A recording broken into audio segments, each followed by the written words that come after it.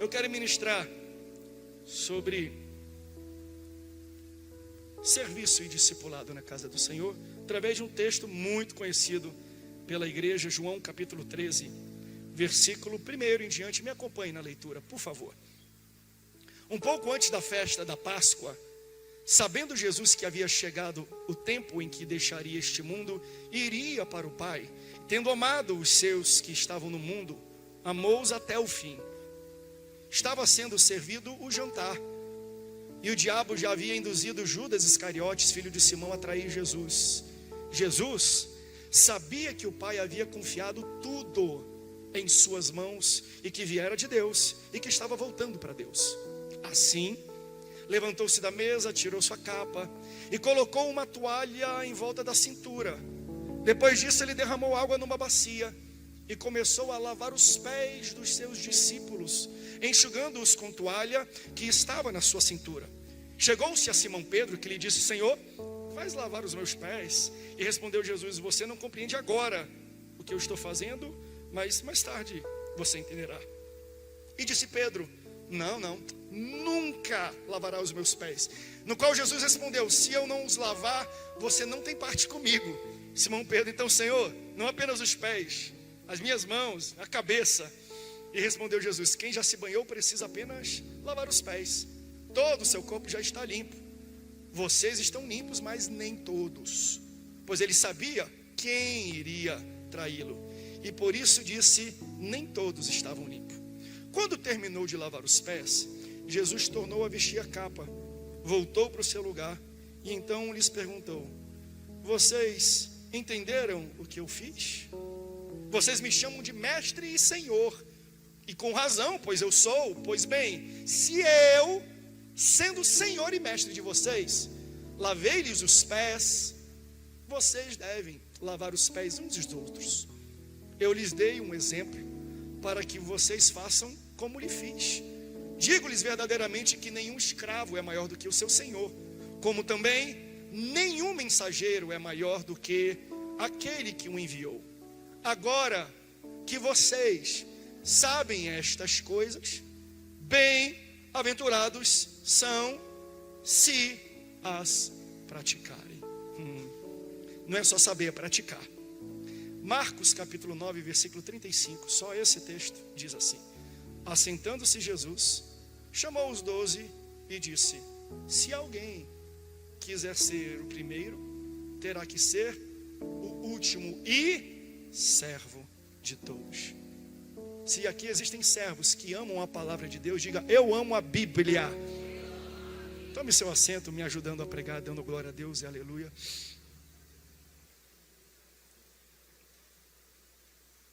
Vocês viram? O texto que nós lemos em João capítulo 13 dizia que Jesus sabia que era chegado a sua hora.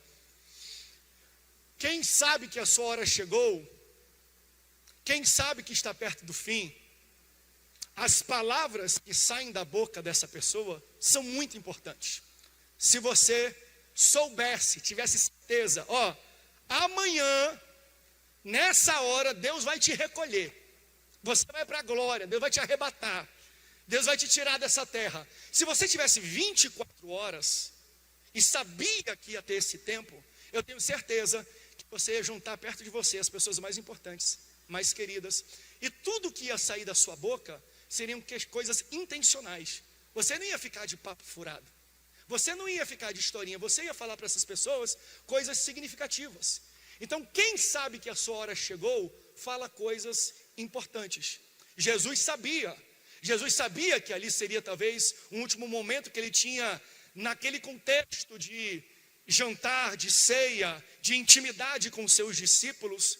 E Jesus, sabendo disso, entendia: tudo que eu falar e tudo que eu fizer vai ficar gravado para sempre no coração dessas pessoas. Os meus atos, as minhas palavras serão validações, serão chancelas de tudo aquilo que eu fiz enquanto eu estava com eles. Então Jesus, sabendo desta ocasião, sabendo que era chegado o seu tempo, pensou: vou deixar marcado no coração deles o Espírito, vou deixar a marca do meu ministério gravado como última ação.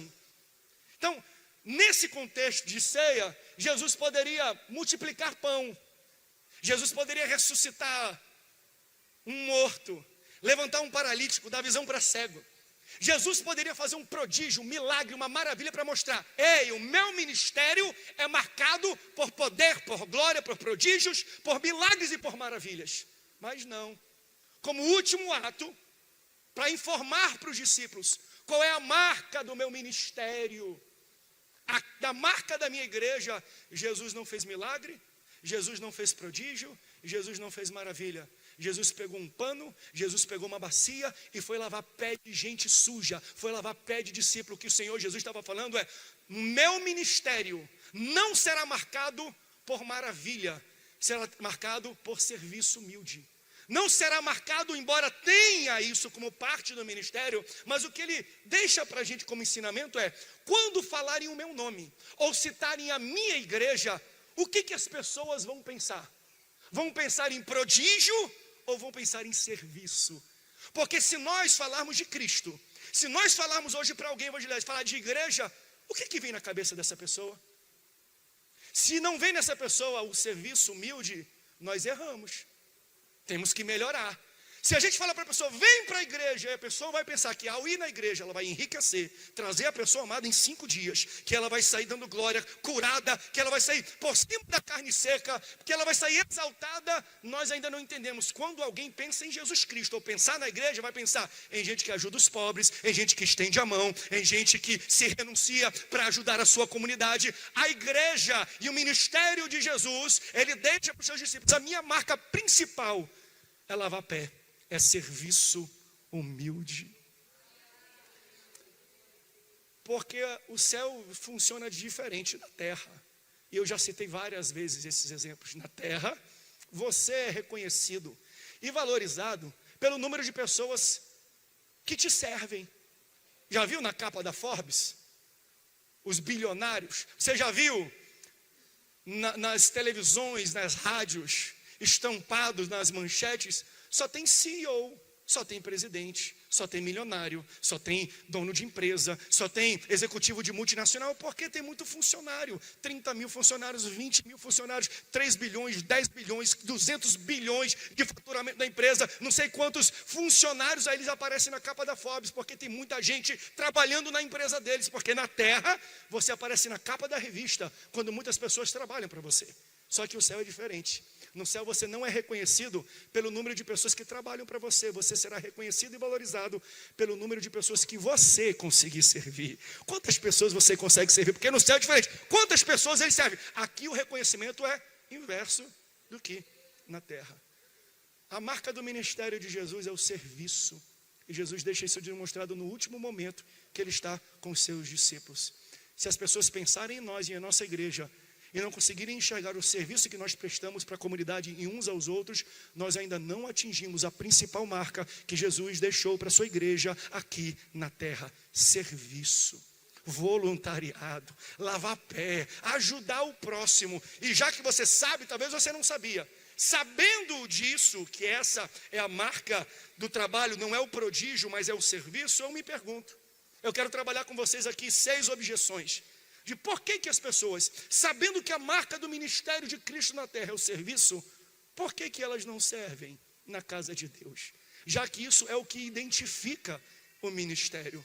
Eu me pergunto, por que as pessoas não servem na obra de Deus? E eu quero levantar para você aqui pelo menos 6 questionamentos, para a gente tirar de aprendizado à luz desse evento que Jesus teve de lavar pés com os seus discípulos. Sabe por que pessoas não servem na casa do Senhor?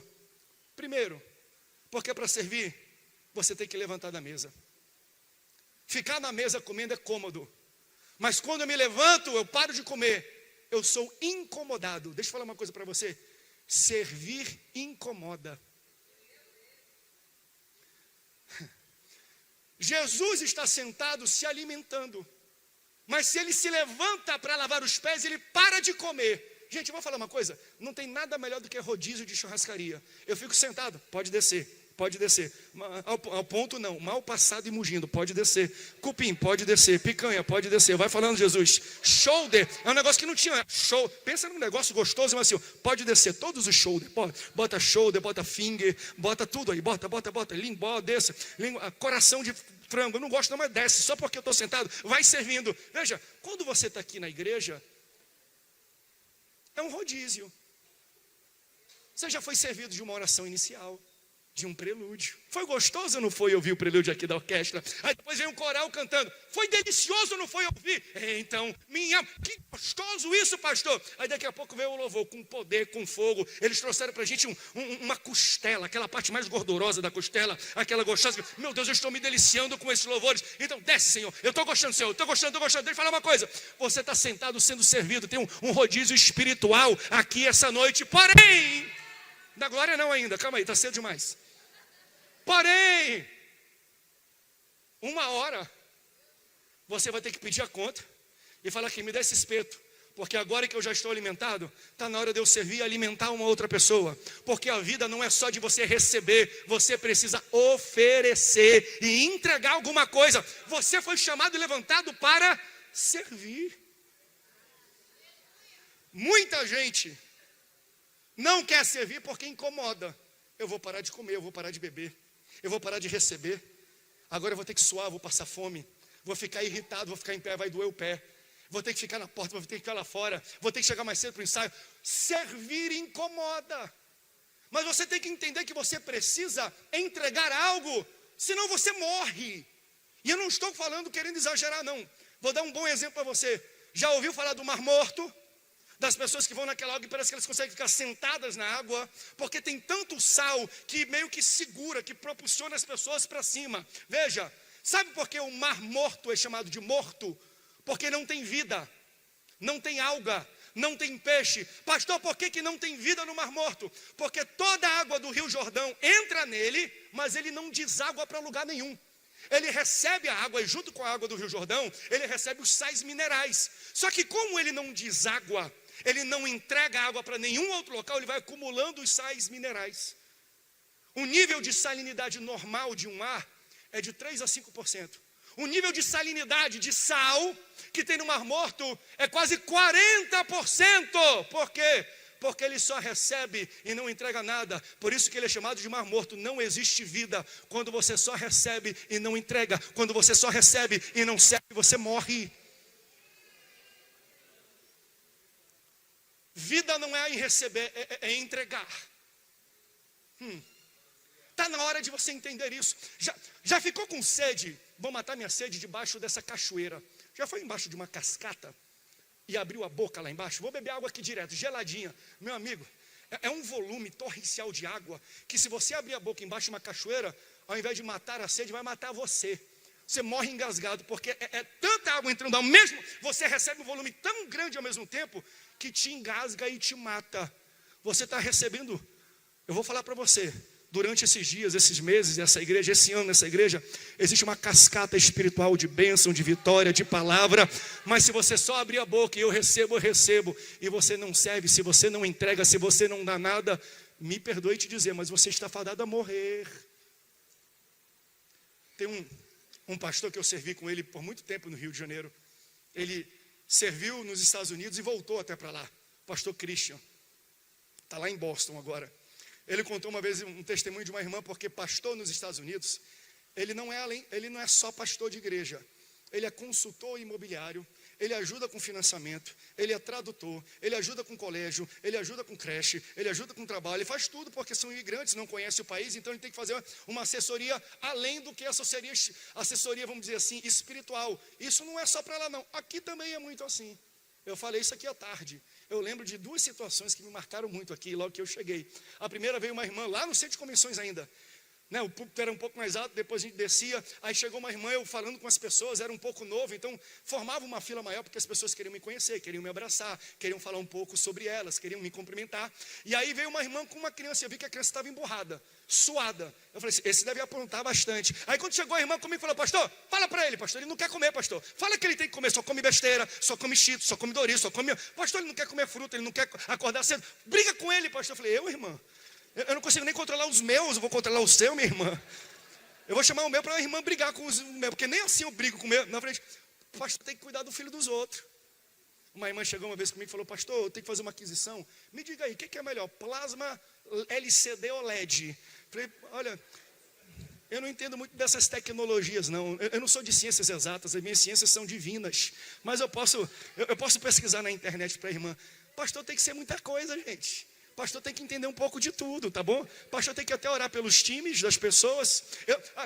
Assim, não vou revelar a pessoa, mas eu acho interessante. Tem pessoas que têm aquisição. Pastor, eu comprei um carro, o senhor pode, né, apresentar ao Senhor, ungir e tudo mais. Eu falo assim: querido, eu apresento, eu não sou muito de ungir coisas, né? Ungir pessoas, mas vamos apresentar ao Senhor, vamos agradecer, vamos consagrar: Senhor, obrigado por esse carro, que ele seja um instrumento de bênção para trazer a pessoa para a igreja, que ele possa ser uma locomoção melhor, que ele possa ter diversão no fim de semana com a família, que o Senhor guarde do acidente e tudo mais. Eu lembro o irmão que veio e falou: pastor, vem aqui, mas vem no canto, eu quero que o Senhor abençoe e consagre, pastor, o meu instrumento de trabalho. Eu pensei: bem, ele vai me mostrar o carro dele, vem aqui perto do estacionamento. Ali foi, eu vi que ele estava indo para um local um pouco escuro. Eu falei: rapaz, não tem carro ali não. Ele: olha aqui, pastor. Aí ele tirou aqui, ó.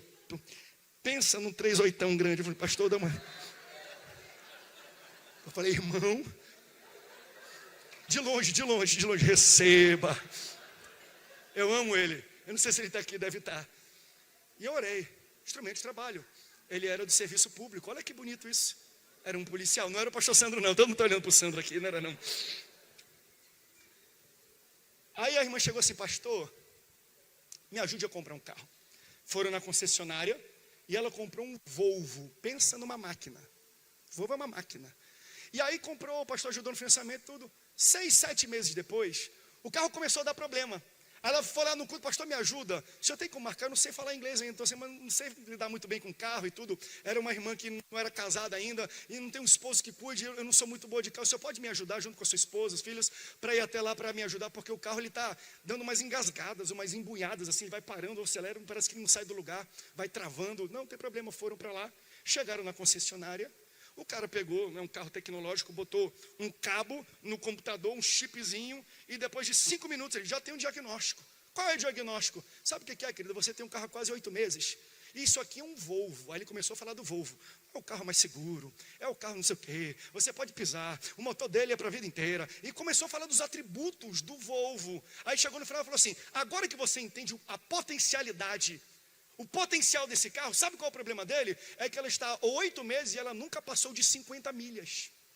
Esse carro é para pegar 120 milhas na estrada, mas ela está aqui 50 porque ela tinha medo de dirigir. Sabe qual é o problema? É que o carro tem um potencial, tem um motorzão, e ela não acelera e não pisa fundo, por isso que está engasgando. Esse Volvo é que nem muito crente aqui, o teu potencial é gigantesco, só que você está engasgando, porque você está devagar, não vou, não quero, não sei o que, meu irmão. Pisa fundo, acelera. Deus colocou dentro desse capô aí um motor, um potencial, só que se você não acelera, não usa as potencialidades da unção e do chamado que Deus colocou, você fica engasgando e atrapalhando o pastor.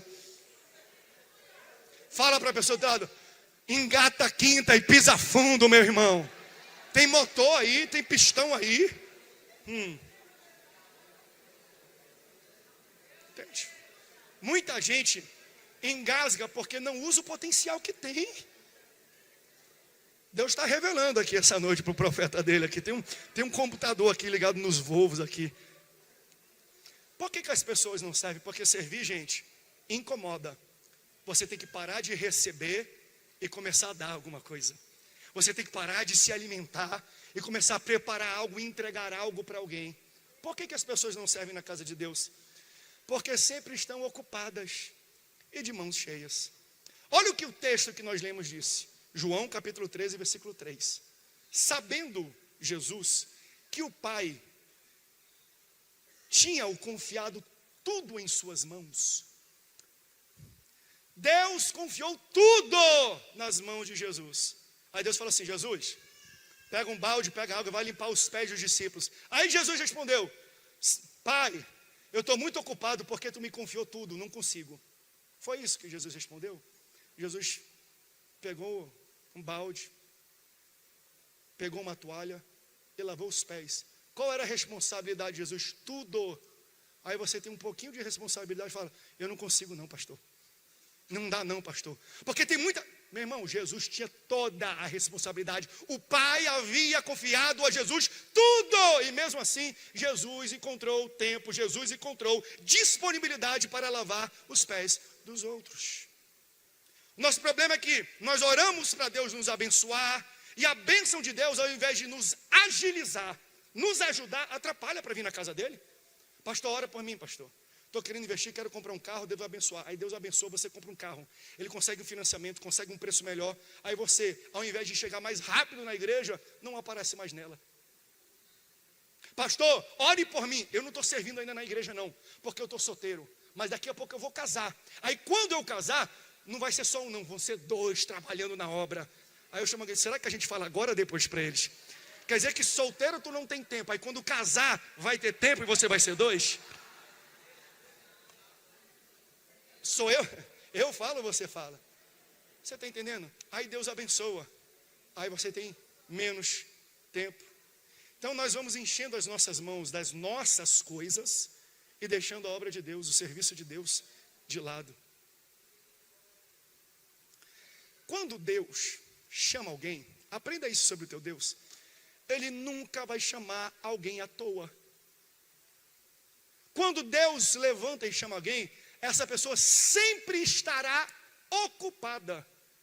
E isso é uma característica que Ele deu para nós. Se você é um líder, um supervisor, se você é o dono de uma empresa, a minha pergunta é, você tem aqui uma seleção de 1000 pessoas, aí você vai ter um que não está trabalhando, não está fazendo nada, e você tem um que está empenhado, trabalhando, supervisionando grandes lojas. Qual dos dois você vai selecionar para trabalhar na sua empresa?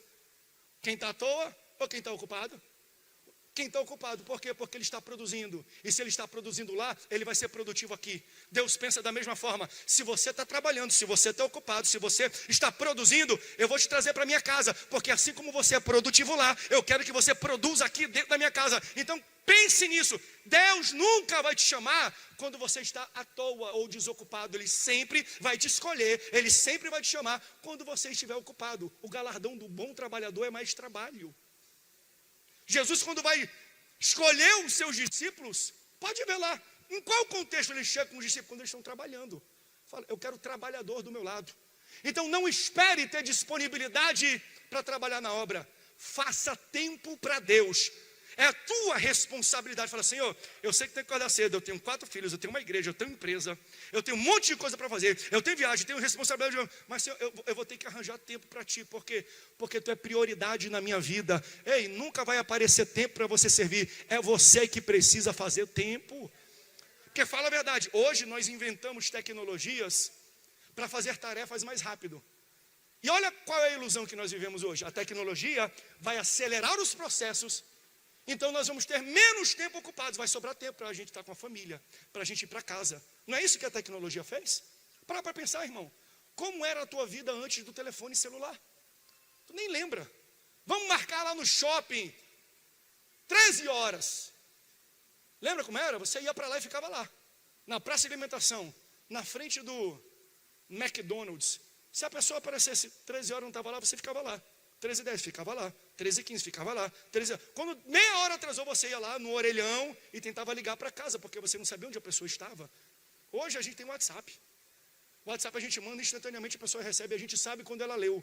E se ela ficou tudo azul e não respondeu em 30 segundos, a gente fica, vem que tu não vai responder minha mensagem não. Por quê? Porque a gente está acelerado. A nossa comunicação acelerou e de fato melhorou, nos deu produtividade. Mas a minha pergunta é, para onde foi o tempo que nós ganhamos? As tecnologias que aceleraram os processos nos deram tempo ou nos tiraram tempo? Como é que você esquentava a comida antes do micro-ondas, lembra? Não lembra não? Vou te lembrar, mexidão, lembra do mexidão? Arroz na panela, feijão, farofa. Não, ovo vem depois, né? Calma aí. Farofa, macarrão, botava os bifes e por cima você estalava 2 ovos cru em cima e fazia aquele mexidão. Bota aqui, vamos comer. Pensa no negócio. Hoje, você bota um prato bonitinho no micro-ondas 30 segundos, gente. Ele sai quente do mesmo jeito que você montou o prato e bonito e você come ele quentinho. Eu fui no McDonald's outro dia, eu não pude acreditar. Eu fiz um pedido. E ela falou assim, vai pagar na próxima. Eu fiz o pedido no fone. Cheguei aqui, a mulher já estava com o cartão de longe, né? Eu tenho um plástico longe, está aqui, ó. Aí entra dentro do carro e você pagou com o carro. Ela falou assim, você pega a comida na próxima janela. Quando eu cheguei na janela, antes de eu chegar na janela, estava essa criança aqui, eu demorei uns 20 segundos e tudo, escolhendo o brinquedo. Quando eu cheguei na janela, a mulher já estava com o negócio fora. Eu falei, gente, 30 segundos para preparar a comida? Acho que foi feito no micro-ondas esse troço, estava congelado em algum lugar, estava lá. A gente come no carro, a comida é preparada mais rápido, a gente não gasta tempo. A minha pergunta é, para onde é que está indo esse tempo? Essa é a geração mais corrida e mais ocupada da história. E a geração que tem mais tecnologia para poder remir tempo e a gente não consegue. Daqui a pouco o McDonald's vai colocar, qual é o nome daqueles negócio de soro? Mac soro. Eu não tenho tempo para mastigar. Bota direto na veia aqui, aperta o negócio, bota com bacon, bota bacon nesse soro, bota aqui ketchup e coloca aqui dentro. A gente está chegando nesse estágio. A minha pergunta é, quanto mais tecnologia, para a gente ganhar tempo a gente inventa, menos tempo a gente tem. Você está entendendo o que eu estou falando? Não espere aparecer tempo. Faça tempo para servir na obra de Deus. Porque Deus chama quem é ocupado. Não espere ser desocupado para Deus te usar, porque Ele não usa desocupado. Ele chama quem está trabalhando num tempo cada vez mais escasso. Então não espere ter tempo livre para servir. Faça tempo para servir a Deus. Quem pode dar um glória a Deus por isso? Hoje é cajado, tá? Prepara o lombo. Por que as pessoas não servem a Deus na obra de Deus? Porque muita gente não quer servir, quer ser visto, quer cargo, quer título, quer imposição. Jesus poderia escolher uma outra ocasião para lavar os pés, para deixar essa marca. Lembra, no Monte das Bem-aventuranças, uma multidão. Lembra quando ele multiplica 5 pães e 2 peixes, 5.000 homens, fora mulheres e crianças, alguns vão dizer 15, 20.000 pessoas. Jesus poderia ter escolhido aquele momento, falei, vou deixar a marca da minha igreja, vem aqui discípulo, eu vou lavar o pé de vocês. Quem sabe no meio tem um jornalista, tem um escultor para fazer uma escultura de Jesus lavando os pés, tem um fotógrafo, no dia de um videomaker para fazer um videozão para a gente depois postar no stories, no feed do Instagram. Quem sabe no meio tem alguém que é um escritor para escrever uma história linda, uma novela de 3 episódios, de 3 fascículos, para falar o quão bonito é a marca de Jesus. Ele poderia escolher uma multidão para servir neles. Falou assim, não vou não. Vem aqui, eu vou servir vocês na intimidade. Porque eu quero ensinar para vocês que quem serve não espera destaque. A gente não serve para ser visto, a gente serve por amor da obra. Dá para você servir sem precisar ser visto. Deus está te vendo. Quem precisa ver, está vendo.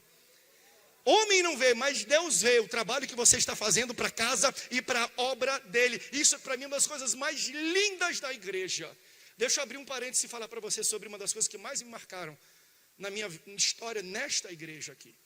Ainda no centro de convenções, quando estávamos instalados lá, eu lembro acho que foi uma tarde de sábado, a gente estava numa obra ali, e o Toninho, deve estar por aí, junto com a esposa, a família dele, são servos aqui dessa casa.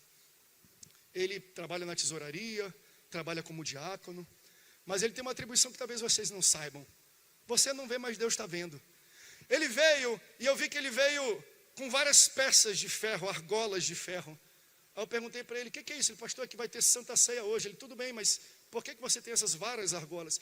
Pastor, é que você já percebeu que o nosso kit de Santa Ceia tem um encaixe do pão em cima, que é redondo? Ele falou, pastor, nós mudamos o fornecedor do encaixe. Então o encaixe é de um tamanho diferente do outro. Então o que eu fiz? Eu fui para a loja de ferragens e eu peguei uma argola para ver qual é o que cabe. Eu falei, mas o que isso tem a ver? Ele, pastor, a gente compra o kit só com suco e com encaixe. O pão, nós que preparamos, pastor. Como é que é essa história? Ele falou, pastor, eu já testei 12 tipos de pães de forma diferente. Porque tem uns que demora muito. Então a gente está tomando, tem gente que está com boca seca, que está muito tempo sem tomar água, sentado. Então nós precisamos de um pão de forma que quando coloca na boca, ele dissolve. E eu percebi que a melhor marca para isso é o pão Pullman. Porque o Pullman ele é fofinho, fácil de cortar. E quando coloca, ele dissolve na boca. Irmão, pensa num serviço de excelência. Aí eu falei, e essa argola? É porque eu preciso medir, porque eu compro o pão, vou para a cozinha da minha casa, coloco os pães e vou furando um por um, um por um, um por um, um por um. Depois coloco no encaixe, coloco aqui. Aí quando você recebe, os diáconos servem para você, você só abre e come. Mas você não sabe o que estava por trás deste serviço. Você entende agora? Todo o pão que você participa no momento da ceia, teve alguém que testou o tipo de pão, que viu o tamanho da argola, que viu o encaixe, que levou para sua casa, que perfurou, que guardou, que transportou para cá, para que você nem sabe de coisa. Você só cita, pode descer, pode descer. Serviço sem ser visto. Eu vou falar para você que Deus é mais adorado e recebe mais adoração naquilo que o Toninho faz do que naquilo que eu estou fazendo. Deus não recebe adoração na pregação. Ele recebeu adoração no louvor. Nós chegamos e louvamos e entregamos um louvor para Ele. O que é a pregação? É Deus falando contigo. Então, Deus não está sendo adorado através do meu exercício, mas é o meu exercício que é visto. Então não pense que servir a Deus é ser visto, porque muitas vezes quem é visto não está servindo da maneira correta. Deus está falando com a igreja, mas quando ninguém vê, nós estamos servindo e exaltando o Deus da igreja. Você não precisa ser visto para servir. Tem alguém que está entendendo essa ministração? Deus abençoe o Toninho. Eu estou falando isso porque isso me marcou e eu vou levar esse testemunho para o resto da minha vida. Em que outro lugar, meu amigo? Quem testa vinhos é sommelier. E quem testa pão é o quê? Tonier? Toninho, é verdade, é Tonier. Amigo, quando você for, você vai entender. Você está comendo o melhor pão de São José dos Campos e do Brasil. Você entende o que é excelência? Excelência é nisso, gente. O serviço não é dentro da igreja, é o que é feito antes da igreja. É o que é feito quando você vai sentar. As cadeiras estão sempre alinhadas com a mesma distância, porque em todo culto chegam pessoas 2 horas antes para poder arrumar todas as cadeiras. Talvez você não saiba, o nosso coral, a nossa orquestra, eles tocaram ontem aqui numa apresentação que teve com o Álvaro Tito, de maneira extraordinária. Fizeram uma apresentação hoje de manhã, depois da EBD, das 11 às 1 da tarde, estavam ensaiando aqui de novo. Eles vão para casa, mal tomam um banho, não dá tempo de passar desodorante, porque eu estou bem do lado e eu sinto cheiro, tá? Eles estão aqui. O violino faz assim, no que faz assim, eita Jesus, eu caio, não é no poder não, é porque o negócio é forte. Gente, aí eles tomam um banho e voltam para a igreja e ficam nos 2 cultos. Todo domingo desse povo, eles estão na igreja. Poderiam estar na praia, na piscina, comemorando. Você viu quantos aniversariantes estavam aqui e estão aqui na igreja? No dia do aniversário, era para estar com a família, era para estar no restaurante, era para estar viajando. Estão servindo na casa de Deus, sem que ninguém saiba e precise ser visto, o domingo inteiro. Deus é adorado através do serviço humilde. Deus é adorado através do serviço que ninguém vê. Porque eu vou falar para você, não existe briga para servir. Existe briga para ser visto. Aqui, ó, Lucas, capítulo 22, versículo 24. Houve entre eles uma grande contenda. Essa palavra contenda, em alguns outros textos, vai dizer assim, um empurra-empurra. Foi quase físico entre eles, uma discussão entre eles sobre qual parecia ser maior. Houve quase uma briga, um bate-boca entre os discípulos. Quem é o maior? Sou eu. Teve empurrão. Para servir não tem briga. Para servir não tem empurrão. Mas para quem é maior? Na igreja eu nunca vi 2 pessoas brigando para lavar o banheiro. Não, eu que vou lavar. Não, pastor, resolva aqui, pastor. Eu queria lavar o banheiro e ele pegou o rodo na minha frente. Nunca houve. Nunca houve ninguém brigando para tomar conta do estacionamento. Pastor, eu peguei primeiro aqui, eu não estava na escala, só era eu que peguei aqui, ó, o colete, eu que você vi. Nunca vi discussão e briga na igreja para quem serve. Sabe onde acontecem as brigas e as contendas e os atritos? Para quem quer ser visto. Qual é o dia que eu vou cantar? Qual é o dia que eu vou pregar? O pastor não me convidou para isso, o pastor não me convidou para aquilo. Por que não foi o meu departamento? Por que não fui eu que solei? Por que não foi eu que foi para frente? Por que eu não dei essa palavra? Eu nunca vi isso. As brigas sempre têm a ver com o nosso orgulho e com o nosso ego. Nunca tem a ver com o serviço. As contendas na igreja geralmente acontecem para quem quer ter destaque e não para quem quer servir. Só que só tem um que tem que aparecer aqui nessa igreja, meus irmãos. Só existe um que deve brilhar nessa igreja. Só existe um que deve ser exaltado. Não é o pastor André, não é o pastor Ribeiro, não são os cantores, não são os músicos. Embora eles entregam talento, nós estamos aqui para que o nome do Senhor seja exaltado acima de todo o nome. Veja, não para por aqui. Olha o nível dos discípulos de Jesus, ok? O nível que chega a cara de pau desse povo. Mateus 20. Quem é que vai ser o maior? E teve uma discussão. Aí meteram a mãe no meio. Mateus 20. Então aproximou-se de Jesus a mãe dos filhos de Zebedeu, de Tiago e de João. Olha essa mulher, bota aí Mateus 20 para mim, você precisa ler esse texto. E ela, prostrando-se, olha que humildade dessa mulher, gente. Ela chega diante de Jesus, e quando ela vê a situação, está aqui, ó. Então aproximou-se de Jesus, a mãe dos filhos de Zebedeu, com os filhos, e prostrando-se, fez um humilde e singelo pedido. Olha o pedido singelo e humilde da mãe deles. Bota o próximo versículo. O que você quer? Perguntou Jesus, e ela declarou. Ela falou: declara que no teu reino, estes meus 2 filhinhos se assentarão, um na tua direita e outro na tua esquerda. Que humilde dessa mulher. Ela se ajoelhou: Senhor, com licença, vem humildemente fazer uma petição a vossa senhoria. O que foi? Coloca o Tiaguinho de um lado e o Joãozinho de outro. Eu, em 40 anos de vida, eu digo de vida, alguns desses já servindo a igreja, mas outros nascidos dentro de igreja, gente. Eu nunca vi uma mãe indo, pegando os filhos, levando para o pastor e falando assim: pastor, fala para ele chegar 1 hora antes, eu trago ele 1 hora antes para lavar o chão. Pastor, está aqui os meus filhos, convida ele para 1 hora antes, depois eu ficar depois do culto, carregar o tablado para botar aqui embaixo. Pastor, convido meu filho para vir 1 hora antes e poder coordenar o estacionamento. Pode convidar. Eu nunca vi uma mãe pegando o filho pela mão para falar assim: pastor, bota ele para servir. Nunca vi. Quem sabe hoje já começa a acontecer isso. Agora, coloca o Tiaguinho de um lado, coloca o Joãozinho de outro. Olha a resposta de Jesus, está no próximo versículo 22. Disse-lhe Jesus: vocês não sabem o que estão pedindo. Podem vocês beber do cálice que eu vou beber? Todos querem sentar no trono, mas ninguém quer passar pelo Calvário. Ei, quer ter destaque? Deus pode até te dar, mas serve, tem Calvário antes de tudo isso. Quer ter um local de destaque? Vai ter dor, vai ter luta, vai ter trabalho, vai ter antecipação. Você tem que. Então veja, Deus, ele não julga apenas a ação, mas ele julga também a motivação. Não é isso que vai falar lá em 2 Coríntios? Deus ama quem dá com alegria. Não é quem oferta, não é quem dá, é quem dá com a motivação correta.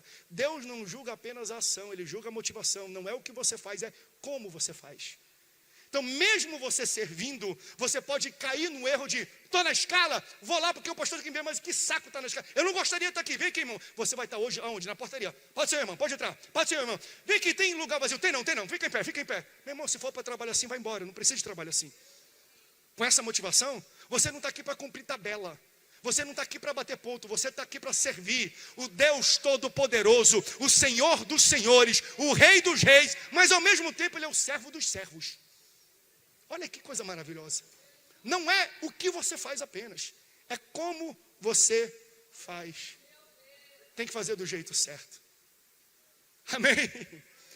Sabe por que muitas pessoas não servem na igreja? Porque é mais fácil ignorar o que precisa ser feito do que fazer o que precisa ser feito. Meu ponto 4. É mais fácil ignorar. Naquela cultura, ter uma bacia com água e uma toalha era natural para todas as casas. É o equivalente a hoje ao tapetinho que você tem na entrada da sua casa. Toda casa, você vai chegar, seja casa ou apartamento, tem um tapete na frente. Por quê? Porque eu venho da rua e quando eu chego, eu bato para tirar a poeira do sapato. E aqui fica um conselho pastoral. Se você chega em qualquer casa ou apartamento e você vê que os sapatos e tênis da família estão fora, tire o seu sapato e seu tênis também.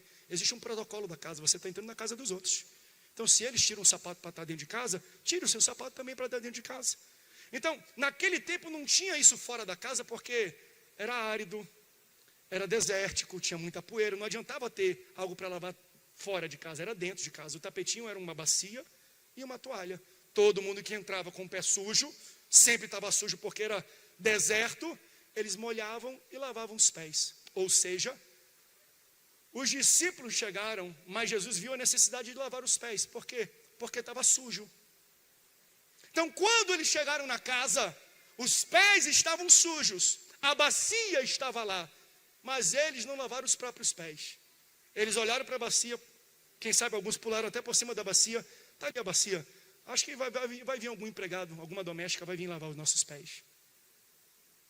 É mais fácil a gente esperar que o outro faça. É mais fácil a gente ignorar e a gente não fazer. Tem gente, eu lembro que logo que eu cheguei aqui, em outras igrejas isso é natural. Pessoas têm ideias, às vezes até em mudanças pastorais, pessoas que antes não tinham tanto espaço para impor sua ideia, vê uma oportunidade de colocar uma nova ideia, que talvez não foi absorvida pelo antigo líder. Mas geralmente não foi absorvida porque o próximo também não vai absorver. Porque tem gente que chegou assim, eu lembro uma pessoa que chegou para mim e falou, pastor, Deus me deu uma visão, Deus me deu não sei o quê, nós temos que fazer uma oração às 3 horas da manhã. As pessoas têm que estar alinhadas assim, tinha um desenho.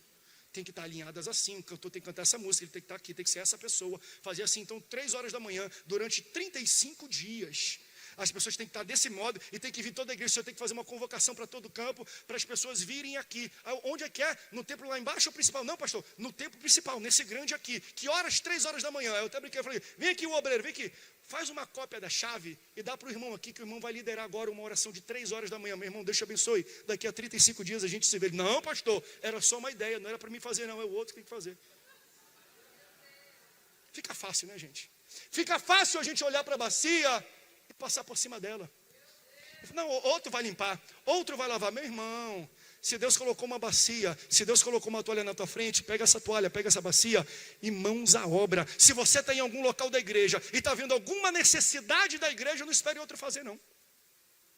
Tem gente que entra, aí vê que tem uma poça de água que derramou água, aí às vezes tem até um rodo do lado e um pano. Aí as pessoas falam, que absurdo, né? Tem um pano e um rodo bem ali, tem água bem aqui e ninguém limpou ainda aqui na igreja. Se Deus te colocou neste contexto, se Deus montou esse cenário e te colocou neste cenário, adivinha, pega o rodo, bota envolto de um pano e faça para frente, para trás, para frente, para trás, diz o Senhor dos Exércitos. Se você encontra alguma situação e você percebe que precisa melhorar, é porque você tem que melhorar. É porque Deus falou, tá aí, você estava reclamando que não fazia nada na minha obra, te coloquei numa oportunidade, faz um planejamento, vê o orçamento, se der, pague isso e resolva o problema. Servos resolvem problemas e não trazem problemas. Seja um solucionador de problema para você ser um servo na casa do Senhor. Meu Deus. E eles passaram por cima. Porque as pessoas não servem na obra de Deus porque acham bem, eu sou bom nisso, se eu não fizer, ninguém mais faz.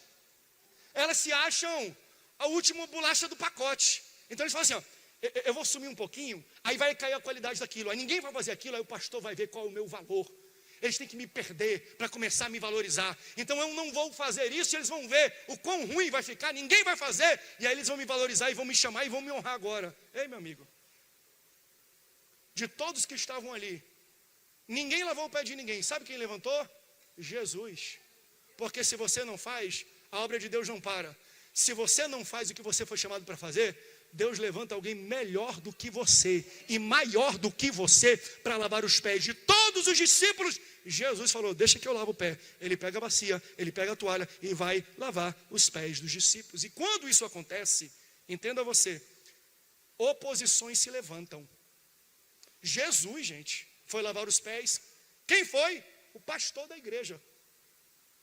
Que depois ele delegou. Pedro levantou. Senhor, tu vai limpar os pés? Vai não. O meu não. Já percebeu isso? Não tem ninguém fazendo. Aí você se levanta para fazer. Aí um monte de gente. Ele está fazendo? Não, não vai fazer não. Não pode fazer não, meu irmão. Se você está fazendo, você vai enfrentar a oposição. Não pare no primeiro não. Não pare na primeira rejeição. Não pare na primeira porta na sua cara. Porque toda vez que tem alguma necessidade e alguém levanta para fazer, geralmente outras pessoas se levantam para opor. Em nome de Jesus, seja forte, seja constante, nunca vacilante na obra que Deus colocou na tua mão. Não para de fazer não. Não para de servir não. É natural até na casa de Deus. Talvez te criticam porque eles se sentem envergonhados, sem graça, ou porque não tiveram a coragem de fazer o que você foi fazer. Continua, continua. Deus vai te honrar, Deus vai te dar forças, Deus vai te dar estratégias, Deus vai te dar vigor e ânimo para você continuar servindo na casa dele. E por último ponto, toca bem baixinho uma música para mim, por favor, Juliano. Por que pessoas, ponto 6, elas não servem na casa do Senhor? Porque em algum momento elas se decepcionaram com pessoas. Isso aqui é o que mais faz as pessoas pararem na casa de Deus e numa igreja local. Por algum atrito, alguma oposição, elas foram machucadas por palavras, por comportamentos, decisões ou atitudes. Primeiro, se em algum momento você foi decepcionado comigo, que é natural, às vezes membros, pessoas que convivem, decepcionarem umas outras. Primeiro, me perdoe. Porque às vezes a gente decepciona sem saber que decepcionou. Você traz às vezes ao pastor algo que para você é tão enraizado, tão profundo, e quando você explica verbalmente, a gente não consegue entender a profundidade da dor que você está sentindo. E parece que a gente está apático, que a gente não se interessa, e isso machuca muitas pessoas. O pastor não deu a atenção devida, ele não viu o quanto isso doía para mim, às vezes eu não vi mesmo, nos perdoe. Mas entenda uma coisa, a decepção que você tem com o pastor André, não tem nada a ver com Deus ou com a igreja. Pessoas param de servir a Deus e a obra da igreja, porque se decepcionam com pessoas. Não cometa o erro que Moisés comete. Moisés sobe no Monte Sinai e Deus dá, o texto fala, e Deus esculpiu 2 tábuas e com a sua própria caligrafia ele deu mandamentos. Aquilo era a obra de Deus que ele entregou para Moisés. Moisés desce do Sinai e vê que o povo está adorando um bezerro de ouro. O que ele faz? Ele pega a obra de Deus e joga no chão e despedaça a obra de Deus. Não quebre a obra de Deus porque você está decepcionado com pessoas. Deus não tem nada a ver com isso, e a obra de Deus não tem nada a ver com isso. Continue servindo. Mas é natural a gente se decepcionar. Mas até aqui a gente tem que aprender com Jesus. Jesus está lavando o pé de alguém que ele sabia que iria o trair. Judas, o texto dizia. Jesus sabia que Judas ia o trair. E mesmo assim lavou os pés de Judas. Nós temos que aprender muito com Jesus. Se fosse eu pegava a toalha e botava um alicate no meio da toalha, arrancava as 3 unhas do cara, só para miserável. E Jesus sabendo, falou, vem aqui Judas, bota o pé aqui, deixa eu enxagar o teu pé, deixa eu tirar as sujeiras. Ele limpa os pés de quem o traiu, de quem o decepcionou. A decepção que Jesus teve não parou o trabalho e a obra que ele tinha. Você limparia os pés, serviria alguém que te decepcionou? Seja até um pastor, porque às vezes o pastor decepciona sim, um líder decepciona. Você serviria um líder que te decepcionava? Jesus nos ensina, sirva. Esse é o ambiente da Santa Ceia. Esse é o ambiente da igreja. Um ambiente que vão ter conflitos. Vai ter atrito. Vai ter decepção. Mas não para o teu trabalho. Não deixe de servir, de cantar, de louvar, de ajudar lá fora, de vir cultuar. Não deixe de participar da Santa Ceia. Não quebre a obra que Deus colocou na tua vida porque você se decepcionou com pessoas. Olha o que acontece em ambientes que nós permanecemos na comunhão. O texto vai nos dizer aqui, João capítulo 13, versículo 4. Jesus se levanta da mesa para servir. Versículo 30. Judas se levanta da mesa para trair. Depois de servir, Jesus coloca de volta a sua capa e volta a se assentar na mesa. Judas, depois de levantar, ele não voltou para a mesa, ele saiu da casa. Porque onde existe espírito de servo e de serviço, o espírito de traição e o espírito de rebeldia tem que ir embora. Permaneça para Deus te tratar. Santa Ceia também é um tratamento. Examine se tem alguma raiva, tem alguma contenda, tem algum atrito. Peça perdão agora. Se a pessoa estiver até lá, meu irmão, eu te perdoo em nome de Jesus, pastor, mas eu não vou conseguir perdoar, não. É muito difícil. Eu sei. Se fosse fácil, Jesus nem ensinaria para a gente. Ele está ensinando porque é difícil. Você lavaria os pés de alguém que falou mal de você, que te decepcionou? Pastor, mas como é que eu vou pedir perdão? Ela não merece, mas você não pede porque merece. Veja, você não lava os pés de alguém, você não perdoa alguém baseado no caráter deles. Você perdoa alguém baseado no teu caráter. Não é porque eles merecem, é porque você merece. Então nunca atribua ao outro um valor que vai ser imposto sobre você. Porque quando Jesus limpa os pés de Judas, não faz de Judas um, pelo contrário, Jesus sabia que Judas ia trair, mesmo assim lavou os pés. O lava-pés de Jesus mudou a atitude de Judas? Não. Depois de ter o pé limpo por Jesus, ele levantou e traiu Jesus. Então o que Jesus faz para Judas, não impõe não postula sobre Judas um valor, mas sobre Jesus um valor. Eu não faço porque ele merece, eu não faço baseado no caráter dele, eu faço baseado no meu caráter. Eu não faço porque ele é bom, eu faço porque eu sou bom. Então o fato de Jesus limpar os pés de Judas, não diz que Judas é uma pessoa boa, diz que Jesus é uma pessoa boa. E o contrário também é verdadeiro, porque Judas faz algo para Jesus. Jesus lava os pés de Judas, e o que Judas faz? Trai Jesus. Como? Vendendo Jesus por 30 moedas de prata. Que isso, pastor, vendendo? Eu também acho que o termo vender é errado, porque Jesus não estava à venda. E se ele tivesse à venda, não seria por 30 moedas de prata.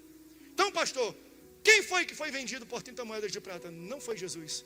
Sabe quem se vendeu por 30 moedas de prata? Judas. 30 moedas de prata é o preço de Judas. Então, aquilo que Judas fez com Jesus, disse qual é o valor dele. Aquilo que você faz para alguém, não impõe valor sobre eles, impõe valor sobre você. Não faça aos outros baseado no caráter deles. Faça aos outros baseado no seu caráter. Jesus limpa os pés e volta. E o texto vai nos dizer, depois, versículo 31, que Judas saiu, Jesus disse: agora o Filho do Homem é glorificado, e Deus é glorificado nele. Quem serve, fica, e quem fica é glorificado. E quem trai, se levanta para viver uma morte trágica. Então Jesus serviu, sentou de volta na mesa e voltou a ser servido de novo e foi glorificado. E aí o texto termina dizendo: eu lhes dei o exemplo para que vocês façam isso uns com os outros. Verdadeiramente nenhum escravo é maior que o seu senhor, nem um mensageiro maior do que aquele que o enviou. Agora que vocês sabem estas coisas, bem-aventurados são se as praticarem. Pratique lavar os pés das pessoas. Não adianta nada, e você já está careca de saber isso aqui. A minha bênção não está em saber, está em fazer. Jesus falou: agora que vocês sabem. Ele falou: vocês são abençoados porque fazem, porque sabem. Vocês serão abençoados porque fazem. Bem-aventurados sois se praticarem esses ensinamentos. Meus irmãos, eu passei 6 pontos de ensinamento. A bênção de vocês está predicada em praticar e não apenas ouvir. O problema da igreja não é mais falta de informação, é falta de execução. Você já sabe o que você precisa fazer. A palavra de Deus, e hoje através da pregação da palavra, você entendeu o que Ele espera de quem serve. Mude as suas atitudes, mude a sua maneira de pensar. E essa série é muito prática. Coloquei algumas objeções aqui. Se você ainda não serve na casa do Senhor, faça um tempo para servir. Pastor, como? Pega o QR Code, entre em contato com os líderes, faça a nossa trilha para você ser um servo voluntário e sirva nas inúmeras meios, maneiras, estágios, missões, departamentos que essa igreja tem.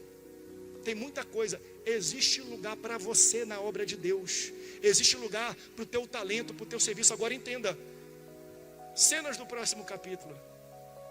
Deus não quer que você sirva só com o seu talento, porque serviço na casa do Senhor não é fazer o que eu gosto, é fazer o que a obra necessita. Mas pastor, eu sou músico, ok, na tua escala toca a música, está fora de escala, vai para o estacionamento. Deus não quer que você só sirva com o seu dom, Ele quer que você sirva com o seu tempo. E eu vou falar sobre isso. O que que Deus espera de nós? Como é que nós podemos servir a Deus? Não é só com dom. Eu sou bom em pregar, e quando eu não estou pregando, eu posso servir com o meu tempo em alguma outra área. Só para terminar, já que eu falei de estacionamento, eu dei esse aviso à tarde, e preciso dar como pastor dessa igreja. Pastor exorta e instrui. Meus irmãos, quem está servindo no estacionamento é servo. Ser servo não é ser subserviente. Todo mês eu preciso sentar com os diáconos dessa igreja. Muitos às vezes choram porque são maltratados por membros da nossa igreja ao estacionar os seus carros com ar-condicionado no estacionamento. Eles estão em pé, pegando sol e as pessoas não respeitam. Eles não são pagos, não. São voluntários dessa igreja, não fazem para vocês, fazem para Deus. Vocês estão maltratados, alguém que é enviado por Deus para servir a vocês. Muitos param de servir, falam, pastor, faço qualquer coisa na igreja, não fico no estacionamento, porque parece que a gente só é crente aqui, acaba o culto, todo mundo desvia. Quando você sai hoje, fala assim, meu irmão, muito obrigado pelo teu serviço. Ei, muitos ali são pai de família, tem filho. O filho está aqui, ele não está com a esposa ceando, porque está em pé lá fora cuidando do seu carro, ajudando você a estacionar. E você maltrata essa pessoa, ele está te servindo. Você já viu o que acontece quando você serve, reclama de um garçom e de um cozinheiro? Volta lá para a cozinha e reclama, nem coma de novo a comida. Eles não fazem isso não, porque são crentes. São servos dessa casa, não são empregados nossos, são servos de Deus. Nós temos que entender e encarar como tal. Vamos respeitar alguém que serve na casa de Deus. Vamos entender. Não vamos maltratar essas pessoas. Se eles falam, aqui não pode estacionar, meu irmão, não é porque eles não querem, é porque não pode. Pastor, tem um fluxo, aqui eu vou parar porque vai chegar um convidado. Não, se ele disser que não pode, não é que ele quer mandar em você que não pode. Obedeça. Ele é servo dessa casa. Ele quer que você tenha a melhor experiência de culto na igreja. Por isso entenda, nós temos que entender isso, meus irmãos. Esse seria o ponto 7 aqui que Deus colocou agora, que eu precisava falar com a igreja. Há muito tempo eu já deveria ter endereçado isso. Eles estão servindo com o tempo deles. Faça chuva, faça sol. Eles servem na EBD, no culto da tarde e no culto da noite. Ficam em pé, pegando sol na cara. Quando está chovendo, ficam todos molhados. Para chegar, pastor, me trataram tão mal no estacionamento. Sangue de Jesus tem poder, meus irmãos. Eles são servos de Deus. Quando vocês maltratam ele, vocês estão maltratando o Deus que colocou eles naquele serviço, naquele local. À saída, valorizem o trabalho deles. Fale, meu irmão, Deus te abençoe, ore, dá um abraço neles. Cultivem amor pelos servos da casa do Senhor. Essa é a cultura de serviço e de voluntariado que nós precisamos aprender. Agora que vocês sabem estas coisas, bem-aventurados e abençoados vocês serão, se vocês praticarem. Alguém entendeu essa ministração?